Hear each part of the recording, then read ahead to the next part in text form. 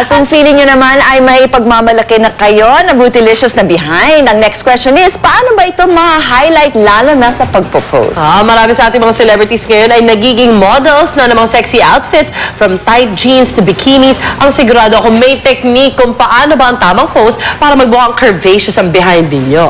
Nagbabalik ang ating mga body beautiful na guests na sina Justine and Jana together with our official photographer dito sa Full Time Moms, Marius Oxon. Wow! On cam si Marius! Pagdating sa pictorial pagpo-post, paano ba ang tamang gawain? Ayan. Yes. Gusto ulit Pwede. Napakasi-sexy naman. O yan, ano ang mga natutunan ninyo pagdating sa pictorial pagpo-post? Paano ba ang tamang technique para magmukhang curvaceous ang likod? Ang likod.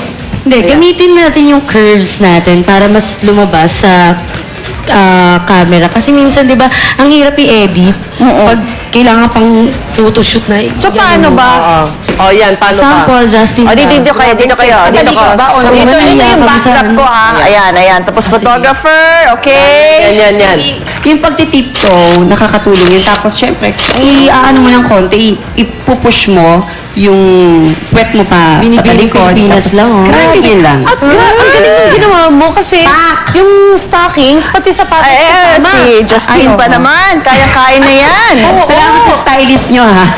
Galing!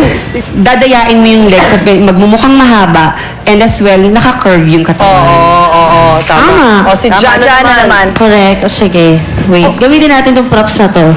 Para naman mas sexy, di ba minsan kailangan mas sexy. May mga props. Gamitin mo siya, tas lean back ka lang.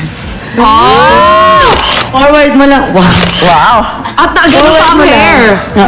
Oo. Tapos ka din siya. Tapos kasama yung microphone, di ba? Tama yung microphone. Tapos may kalendaryo lang sa ilalim, month of July, August. Tsaka para maalala. Correct. Tsaka sabi nga ni Justin, para mas long yung arms mo, Yes. i-extend mo siya. Always. ng bongga. Magdala ka na rin ng dala. Ayan, why not? Tama. Nebula. Ito naman, how does having a nice butt or firm butt contribute to the overall sexiness ng isang tao? Marius, what do you think? Ano yun, nakalip gloss yan ngayon. Influence. Pero hindi ka binigyan ng mic. O sige. Lapel naman ako. Ikaw na. May lapel nga. Ito, Marius, paano mo na-motivate yung iyong model kung paano nila express yung, kumbaga yung asset maipalabas nila? Usually, I ask muna the model what they want to hide and what they want to Bring out. Bring out pa.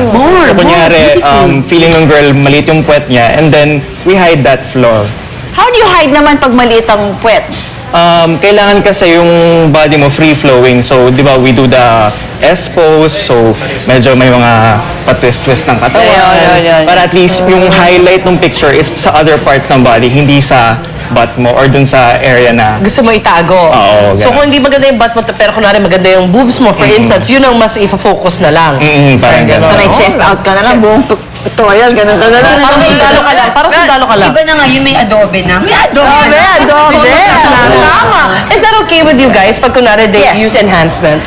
Yung konti lang, siguro pagpapakinis lang, pero yung i-enhance talaga, as in, papalakihin, Oo. pangit naman, tapos makikita ka sa personal na hindi naman pala ganito. Mahirap kasi ako tulad ko po, pag sa mga photo shoot, sa mga FHM ganun, mas gusto ko yung magpapapaya talaga ako. At least nakita mo na pinaghirapan ko to. Diba? Kaysa, okay lang kain ako para photoshoot naman yun. At wala masasabi yung ibang tao din na, ganun pala pwede naman pala lahat mag-FHM kasi naka-photoshop naman Correct. lahat, di ba? Tama. Yan, tama! But thank you so much, Mario. And Thank you sa beautiful Diplos. ladies, maraming salamat. Thank you, Maria. Zina, Jana. Anything to plug? Ayan, sana po patuloy niyo pa rin po suportahan ng I Love Sabado dahil Season 3 na po kami. Ayan. Season 3 na po talaga ng bongga-bongga. Correct. Kaya naman po, Sabado po yan, 8:30 po ng gabi. And syempre po, Pepito Manaloto every Sunday po yan after ng saksi. And syempre po, thank you po sa Particles, Faces and Curves, My Dentist, Gold's Gym, tsaka yon. Thank you. Ayan ako din ha, ka-Q. Mga ka-Q. Yes. Ayan, syempre, ang Tweet This, Mondays to Fridays, 8 o'clock ng gabi at may replay ng 10:30 sa gabi. At 4th season na kami. Syempre, abangan nyo lang at marami pa kaming surprise guests. At thank you sa Terra Nova, Dr. Jean Marquez, Ano ba ba? Maybelline yan. Thank you. Thank you. Marius, so much, ladies. Marius. Siyempre, don't forget to watch Full Time Mom.